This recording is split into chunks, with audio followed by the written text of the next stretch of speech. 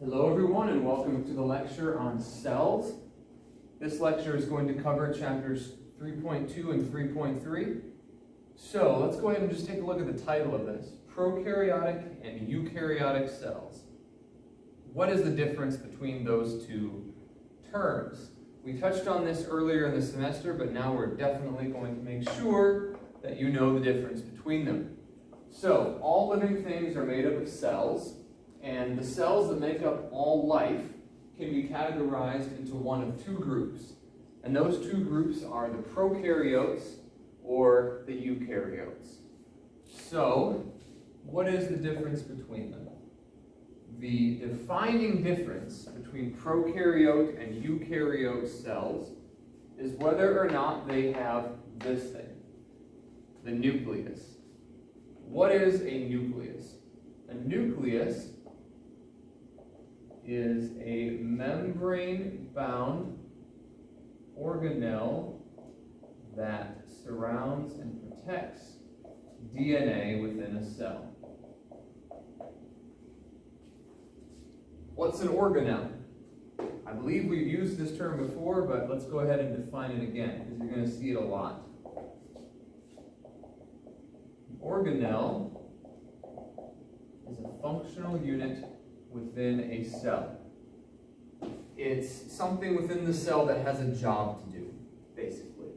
So the nucleus is a functional unit inside the cell. It's built from a protective layer, a membrane, and its job is to surround and protect your DNA.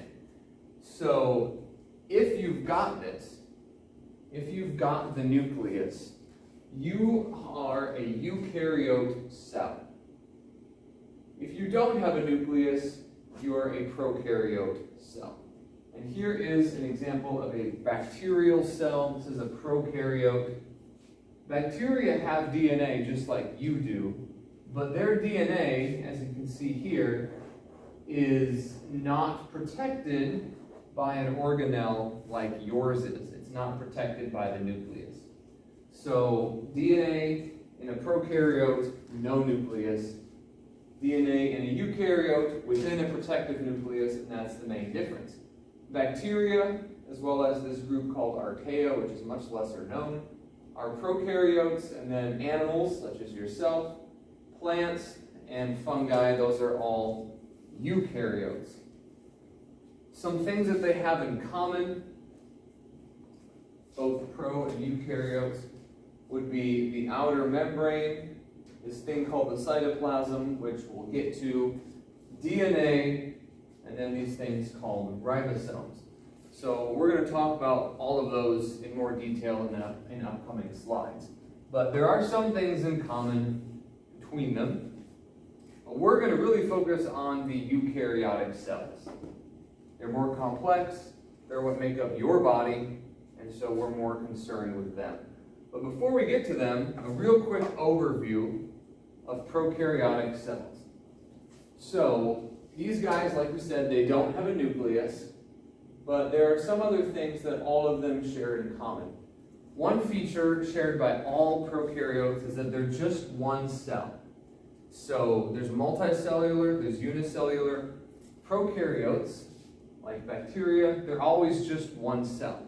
They can exist in chains where several cells exist together, but each individual cell is one prokaryotic organism. They're unicellular. They have DNA, but like we said in the slide before, they don't have a nucleus. Instead, what they have is what's called the nucleoid region. So let's break down this word for you. Oid, the suffix oid, means resembling.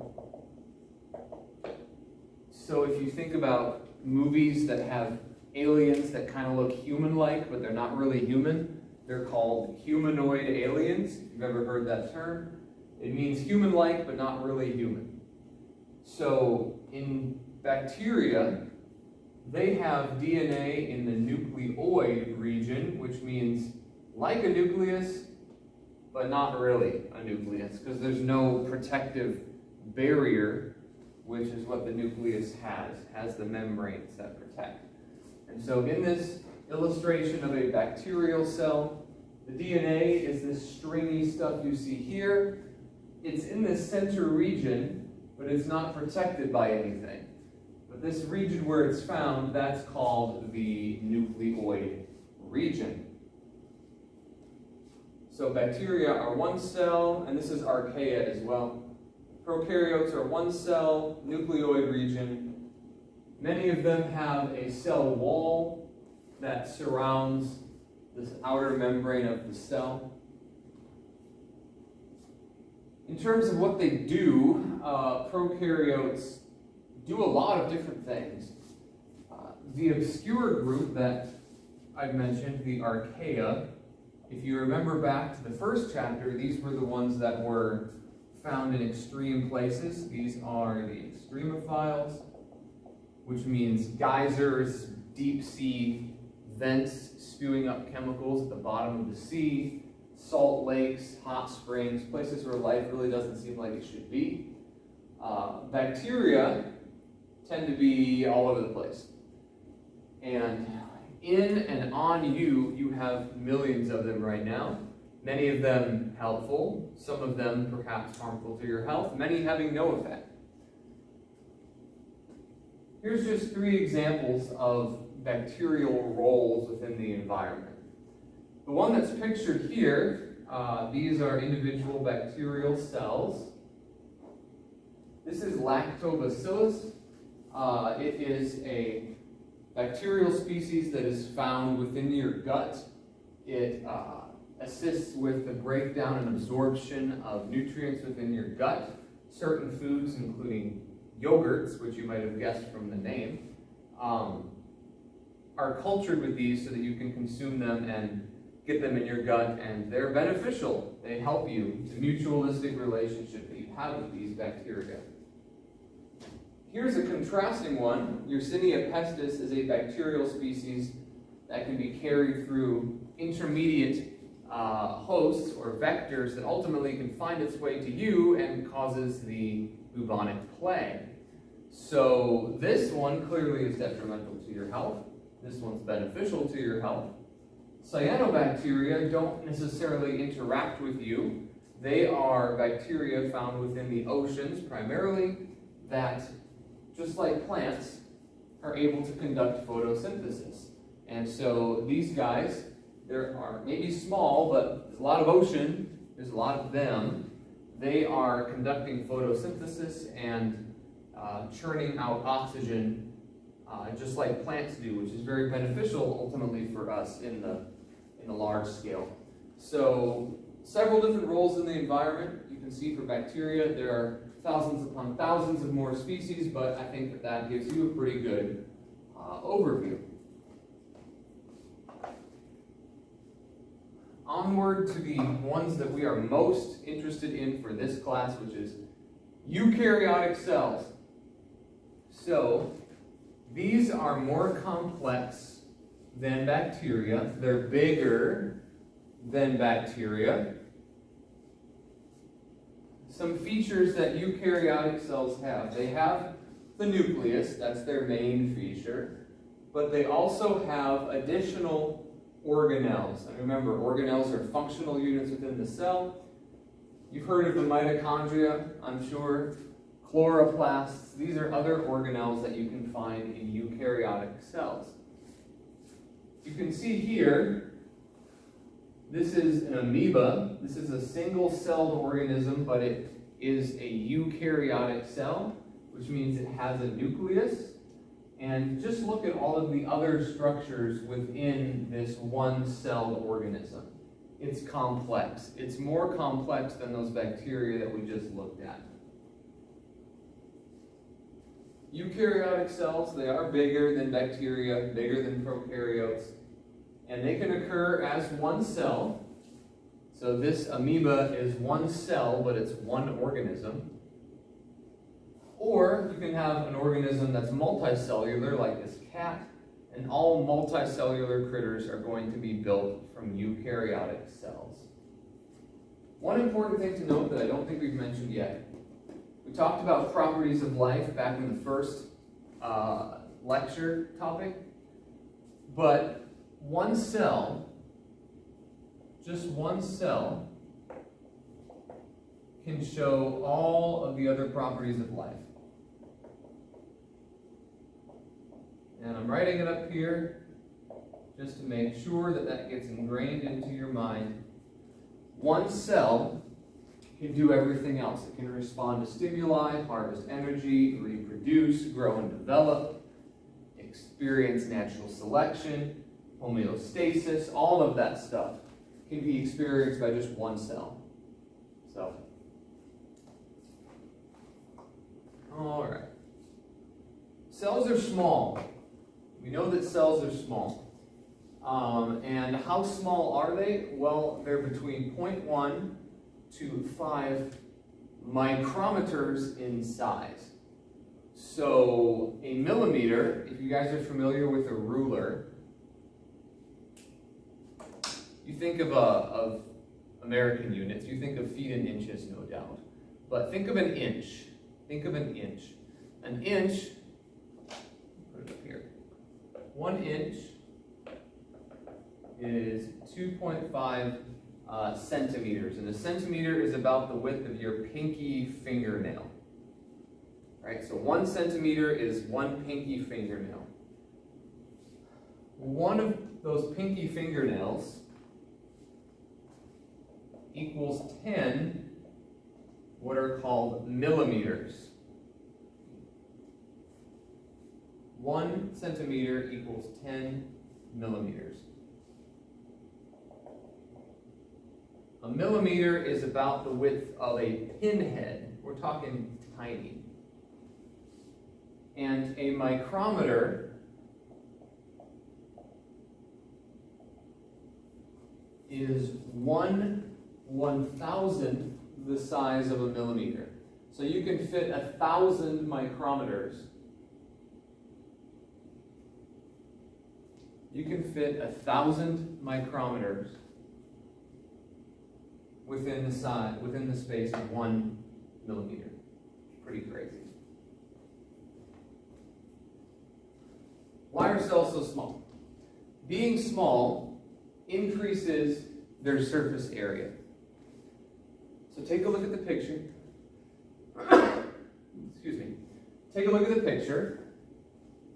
These two squares, this is one square, this is 4 of them, but these cubes together and all of these 4 cubes have the same volume. So the volume of this is the same as the volume of all 4 of these put together. I just separated them here. But take note how much more surface area is exposed once you separate them. And if I were to split each of these squares into smaller squares, we'd get even more surface area exposed. The volume hasn't changed. It's just that when you get smaller, you expose more surface area relative to how much space you're taking up. So again, that big square has the same volume as all 4 small squares combined. But the small squares have a lot more surface area exposed. By being small, cells have much more surface area exposed than if they were bigger. Why is that important? Well, here is a cell.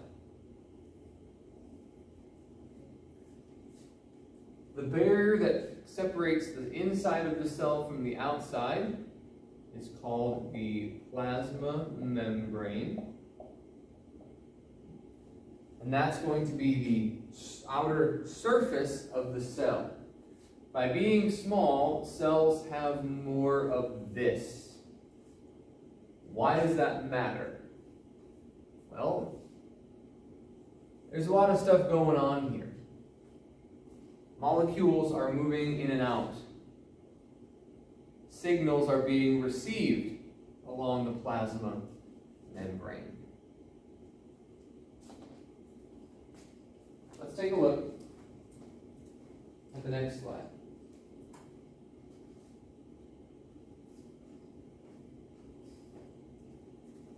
If you remember back when we talked about lipids, phospholipids are the molecules that actually make up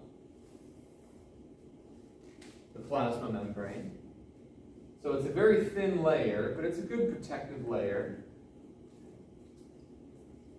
This membrane regulates the movement of molecules in and out of the cell and separates the inside of the cell from the outer world.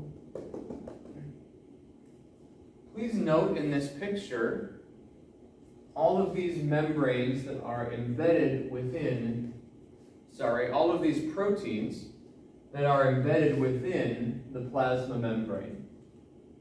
This one is allowing ions to travel through.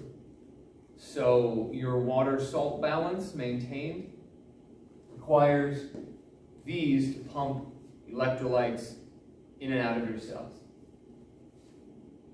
Proteins need to go in and out of the cells. This pumps proteins in and out. This channel allows water to go in and out of the cell. I think this one is specialized for glutamine. Either way, point is, you've got a lot of specialized transport going on along the surface. Which means if you're smaller, you've got more of this surface. More of these. More movement. More efficiency. That's why you want to be small, so you can have more surface area.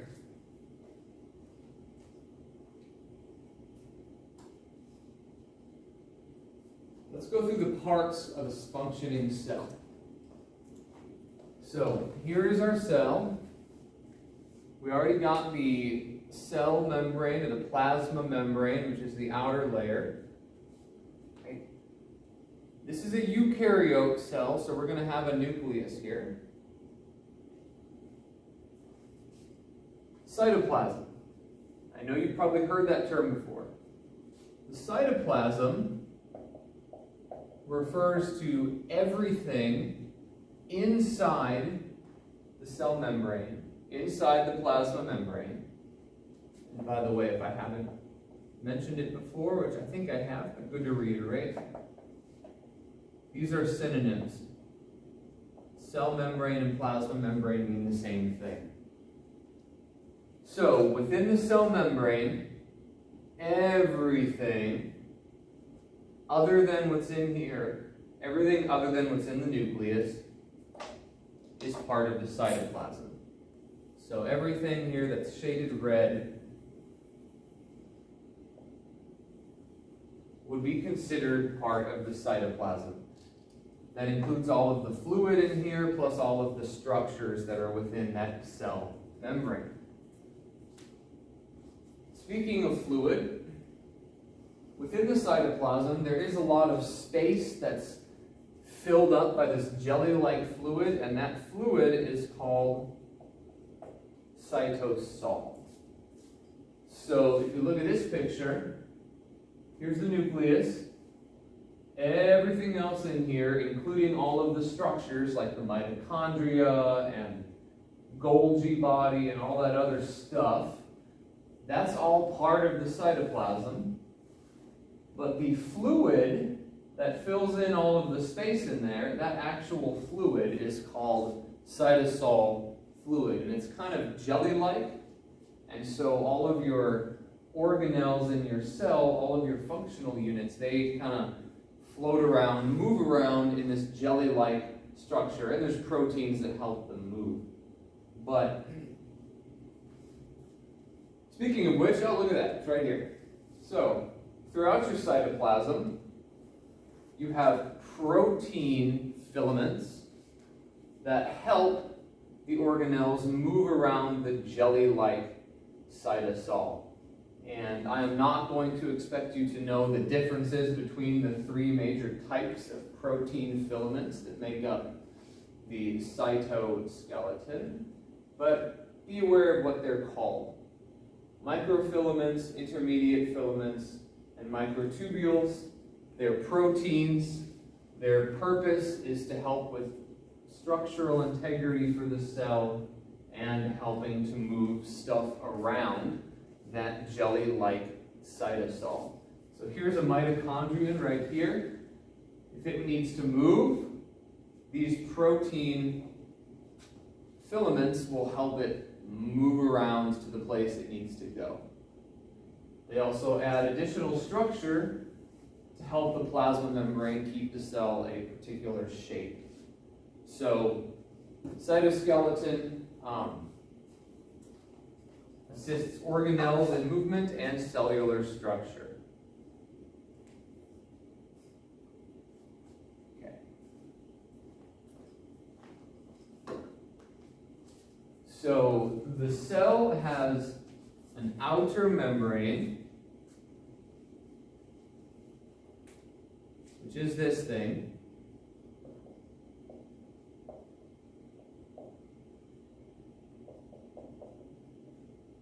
Plasma membrane is the outer membrane of the cell. It separates cytoplasm from the world outside. But within that outer membrane, you have organelles, structures that are built from the same physical material. They're built from phospholipids. And they tend to have open space within them, so no jelly-like cytosol. They tend to have open space within them where different functions will occur. And that is the general framework of this thing called the endomembrane system. So you've got, and this can be tricky to understand in terms of structure. But you've got an outer membrane, jelly-like cytosol within that outer membrane. But then within this whole area, you've got phospholipids making up membranes that create pockets of open space within which different things are going to happen. Most organelles in your cell are built this way.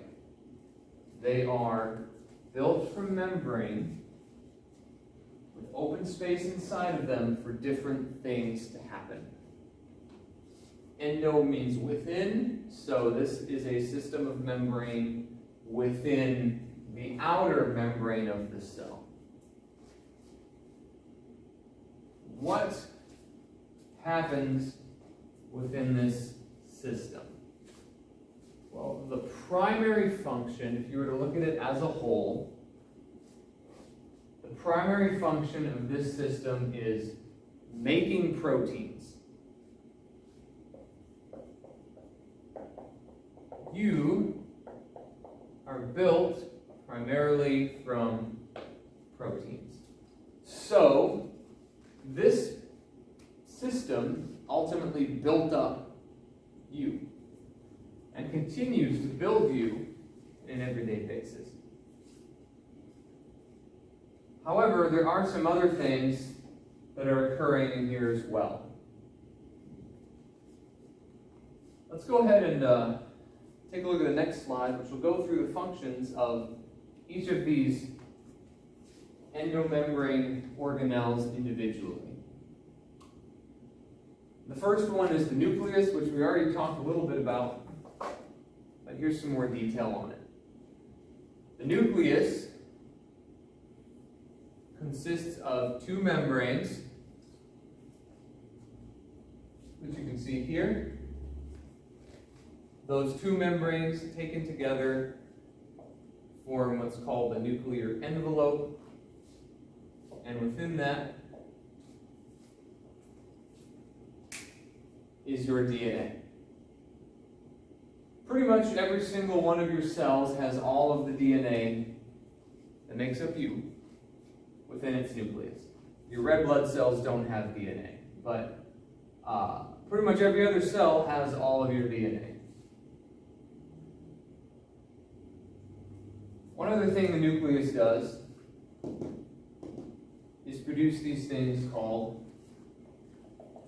ribosomes, which are pretty darn important. And we'll look at them in the next slide. The nucleus is pretty straightforward. Houses your DNA.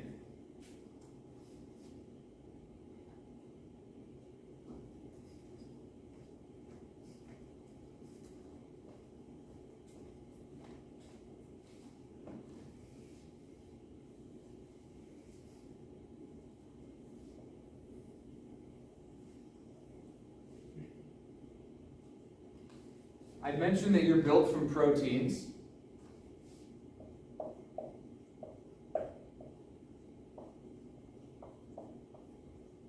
DNA determines what you look like by determining which proteins actually get built. Different people, different proteins, people look differently from each other. DNA never leaves the nucleus, but little sections of DNA, genes, will have a copy made of them in the form of RNA, which leaves the nucleus and then goes to find something called a ribosome.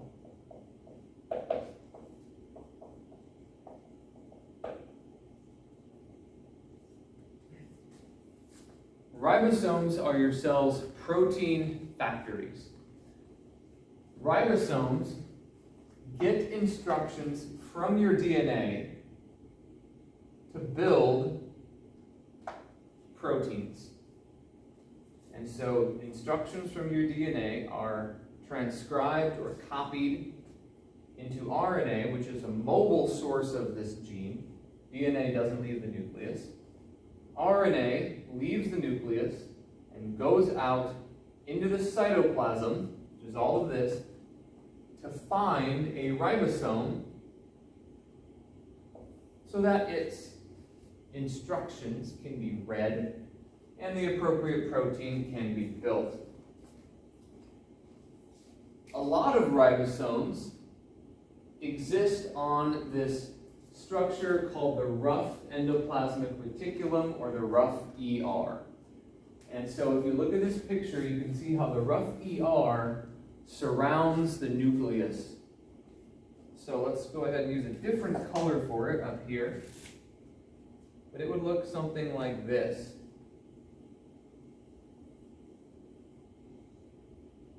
All around the nucleus. And all along this rough ER, you have ribosomes.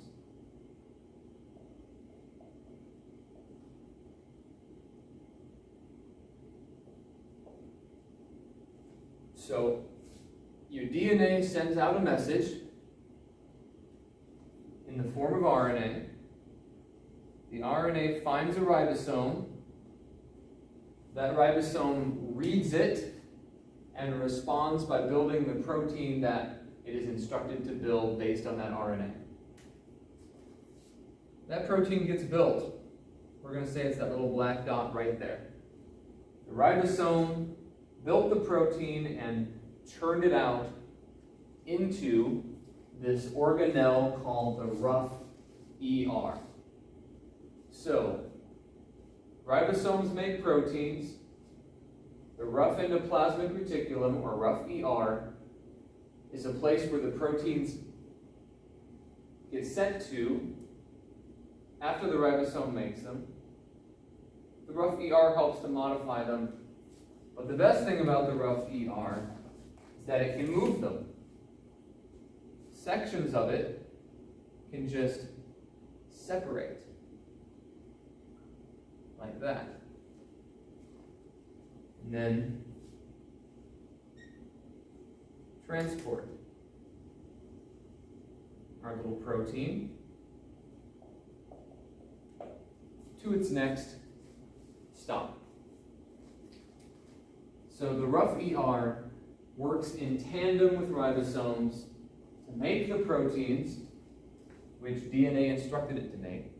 And then the rough ER as a structure can butt off and send that protein to the next step.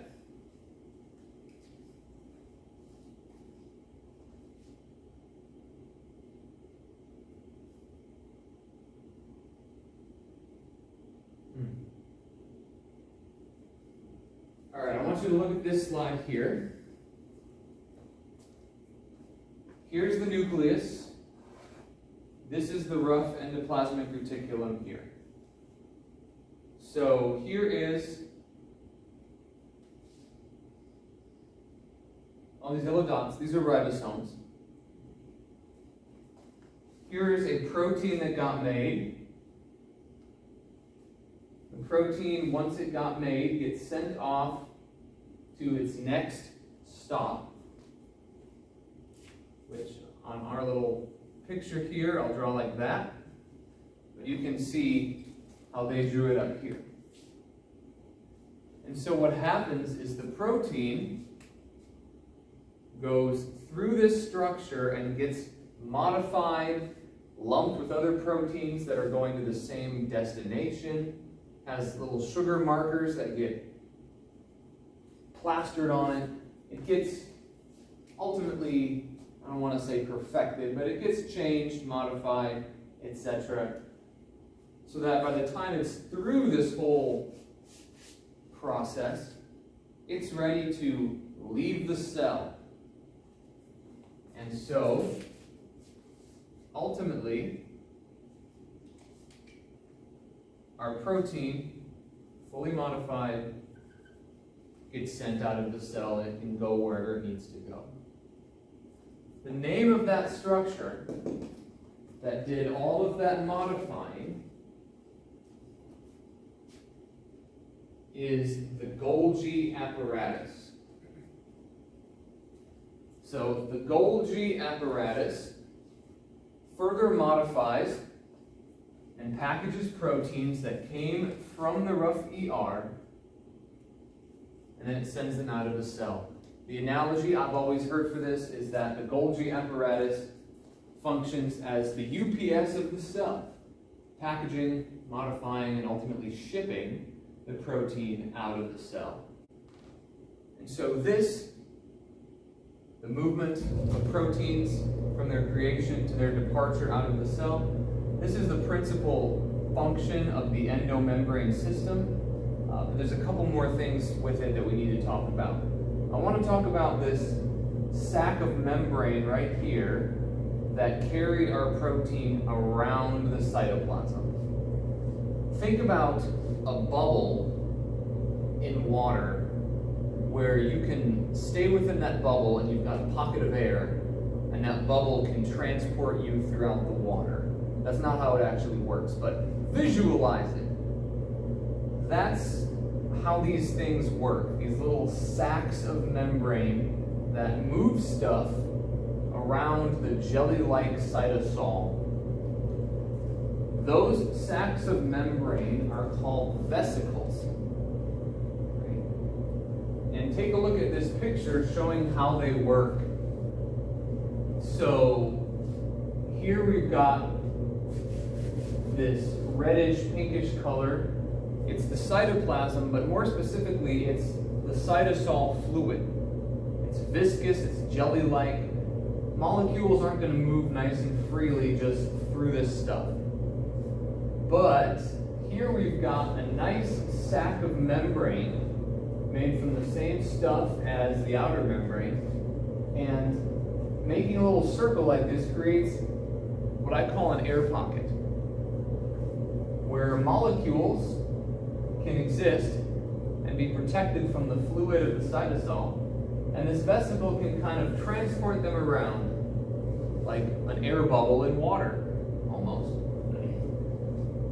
That's what a vesicle is. It is a way of moving stuff around the cell that is efficient and that works well. vesicles are what was used in this whole process to move our protein from the rough ER to the Golgi body and ultimately out of the cell. Vesicles aren't just used in that one process though. They are moving around all of the time, moving molecules into the cell, out of the cell, and so on. So vesicles are quite important in cellular functioning.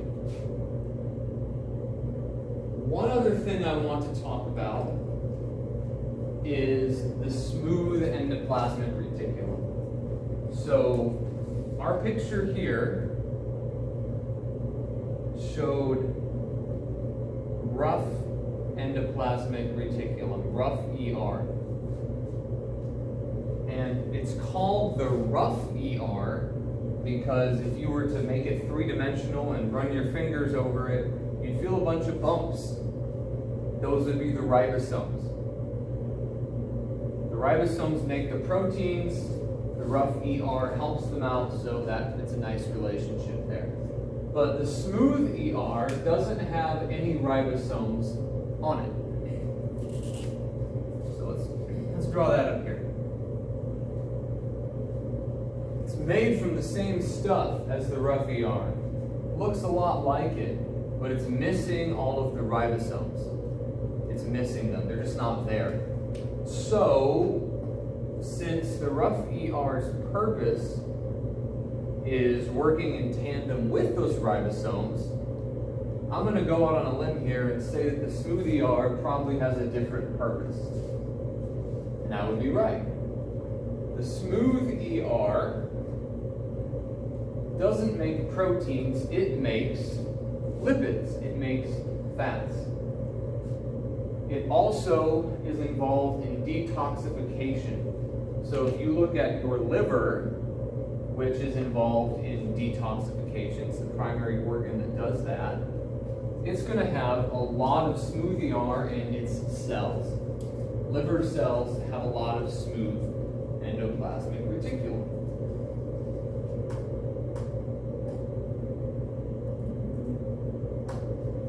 Okay.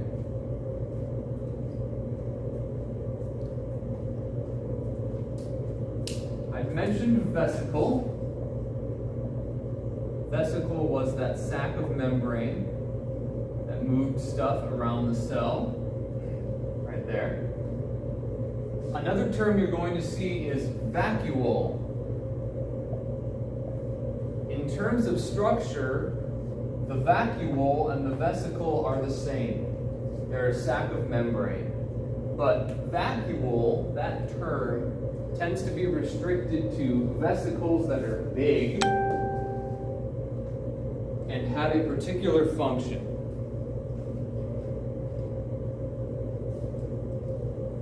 I heard my phone beep. Wanted to make sure it was still going. So, a vacuole is a large vesicle with a specific purpose. There are multiple different types of vacuoles, usually corresponding to different purposes. One of them that's important to note is the central vacuole. That's this part here where the red line is pointing to. The central vacuole is found only in plants, and it fills up with water. And as it fills up, it pushes outward with water pressure, which expands the plant cell and makes it much more turgid and rigid in appearance. So that might not sound like it's a good thing, but it is, because it helps keep plants upright. If you stop watering your plants, before it dies, it will start to wilt because it's not getting enough water. The plant's central vacuoles within its cells aren't filling up with water. They aren't expanding. They aren't keeping the cells turgid and rigid, and the plant goes from being upright to more of a wilted look. So, water your plants. Part of the reason you need to do that is because their central vacuole has to fill up with water. And again, it's just like a vesicle, it's just a sac of membrane, but in this case, in plants at least, that central vacuole is huge. going from plants only to animals only, we have lysosomes. So lysosomes are vesicles filled with digestive enzymes. So you eat food, your body does a whole lot of breakdown before the food is finally small enough, I should say what's left of the food, is finally small enough to enter a cell. So here's our cell, here's what's left of your food, right here. That's going to enter the cell and exist in this food vacuole like that. Roaming around your cell, you have these sacs of membrane with digestive enzymes inside of them. Those are called lysosomes. Digestive enzymes are going to break down what's left of that food stuff. So the two vesicles will fuse. The enzymes within the lysosome will find the food and break it down. This is the final stage of digestion, so to speak. So lysosomes are vesicles filled with digestive enzymes. They break down remnant food molecules like you can see here. So I drew it up here. Here's a much better illustration of it. Lysosome finds the food vacuole, breaks down what's left. They also find old organelles that don't work anymore and recycle them. Plants, since they don't eat like you and I do, they generally aren't going to have these unless you are a carnivorous plant like the Venus flytrap, then you will. But plants in general don't need these because they don't eat.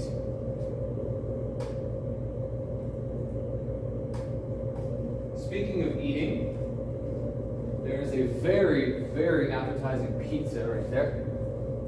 You gotta eat food, and you gotta find a way to get the energy out of that food. So, this pizza, which doesn't that just look great?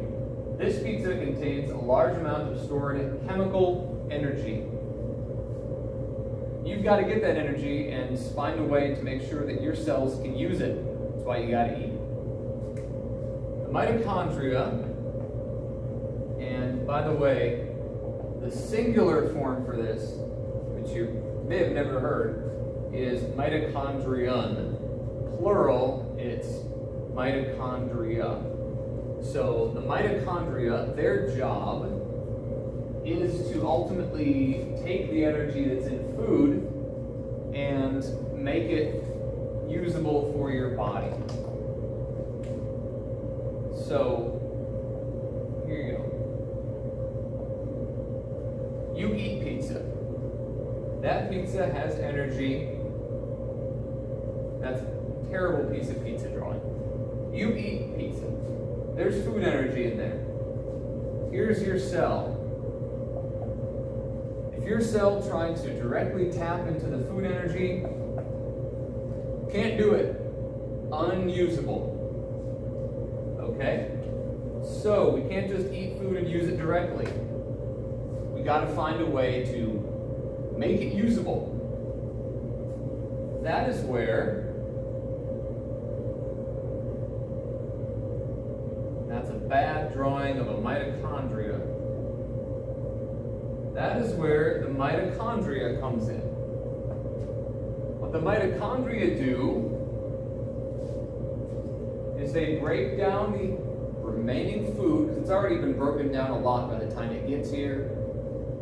They break down what's left of the food and take the energy that was in your food and transfer it over to a different molecule. Mitochondrion takes food energy and converts it into something called adenosine triphosphate or ATP. See, your cells, wonderful as they are pretty limited in the type of energy they can directly use to do stuff. They need ATP. Food has energy stored differently. It's not stored as ATP. So you gotta have something that can convert it for you. And that's what your mitochondria are for. Converting food to ATP. So, this is summarizing all of that. Mitochondria are organelles that convert usable, unusable food energy, like you have in pizza, into usable energy for the cell. Cells can only use ATP energy. Mitochondria convert food to ATP. The name of that process, by the way, is cellular respiration. One analogy that I find helps with this is thinking of it as currency. So, for example, here in the United States, you need to spend American dollars. If you have euros, which is the currency of much of Europe, you can't directly spend it. You have to go to a currency exchange and convert it into spendable American dollars. And so the mitochondria functions as a currency exchange in that analogy.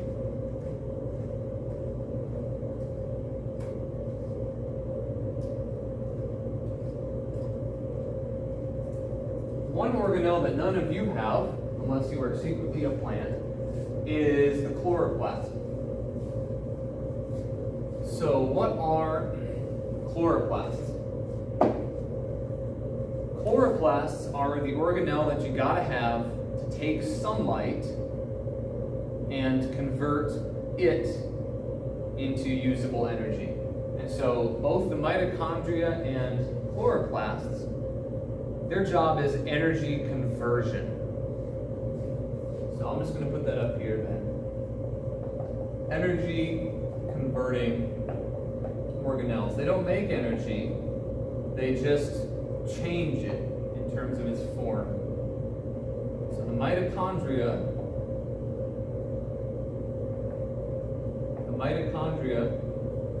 they convert food energy into ATP.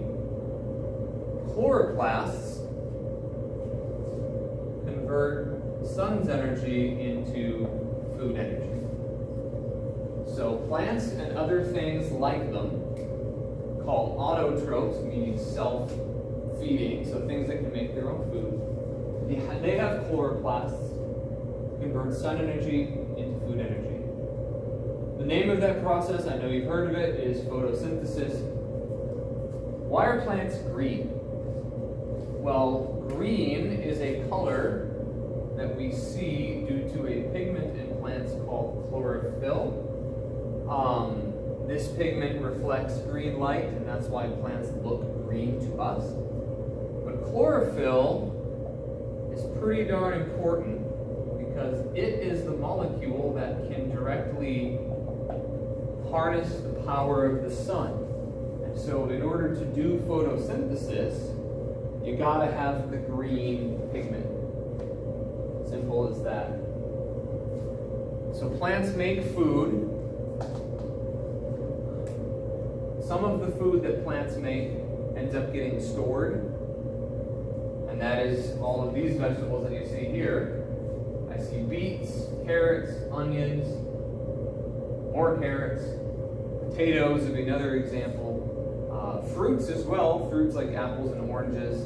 Those are excess sugars that the plant makes. So,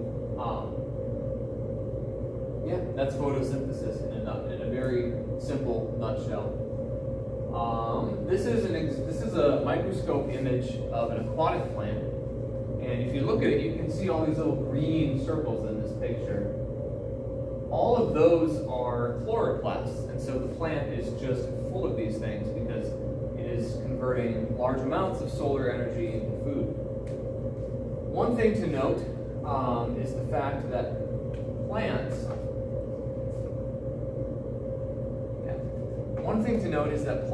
even though they make their own food, they still have bees. So plants start with the sun in terms of energy source, harness that energy and put it into food. But you see, plant cells, just like your cells, aren't able to directly get the energy from food. So for plants, the energy path goes from sun to food to ATP, which their cells can then use.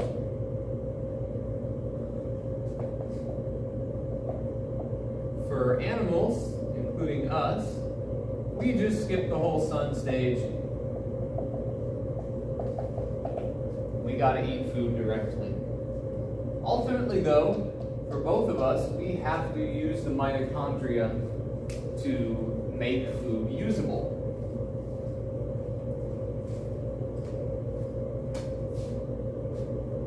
One thing that plants have that you and I do not, but no animal has, is something called a cell wall. Cell walls give a structural integrity to plant cells, which under a microscope is really easy to see. This is an onion slice. Look under a microscope, magnified 400 times the naked eye. And you can see here the individual nuclei, that's the plural for nucleus, within the cells, and you can see the cell wall pretty clearly. The cell wall gives plants that structural integrity. Animal cells, we don't have that cell wall at all. One thing that's within many plant cell walls is cellulose, which was talked about a couple PowerPoints ago, maybe even the last one. This is made of a large number of glucoses just strung together, but it makes plants hard to digest.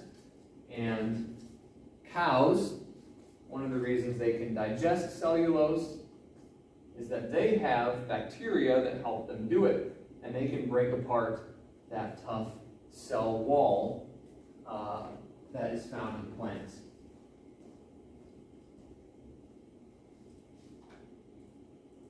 Okay. Intracellular junctions. Really, there isn't much to expand upon here beyond these definitions. Your cells exist in the form of tissues, which is a group of cells that perform a function. Oftentimes the cells need to be tightly bound together, and since you don't have any cell walls, you have to have other ways to keep cells nice and orderly.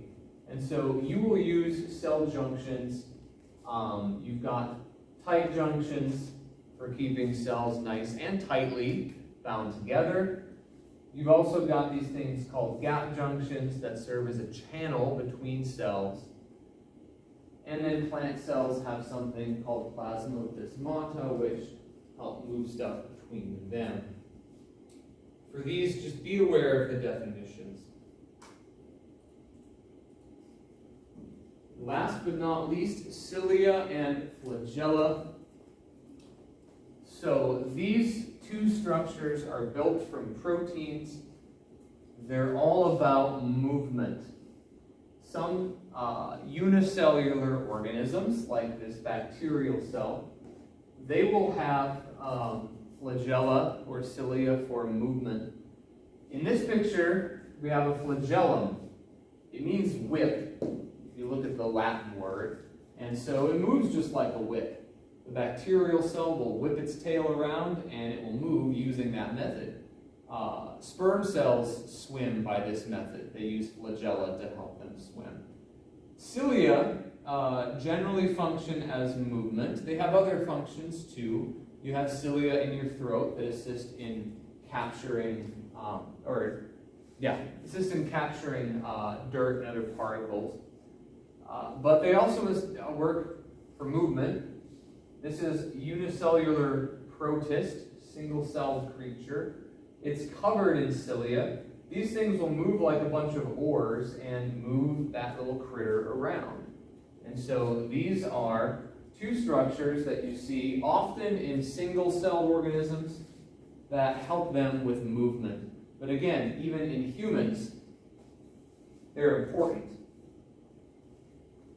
Sperm cells being able to swim to ultimately fertilize an egg is pretty darn important in the scheme of things. So, flagella, cilia, important structures for movement in cells. And that should cover this topic.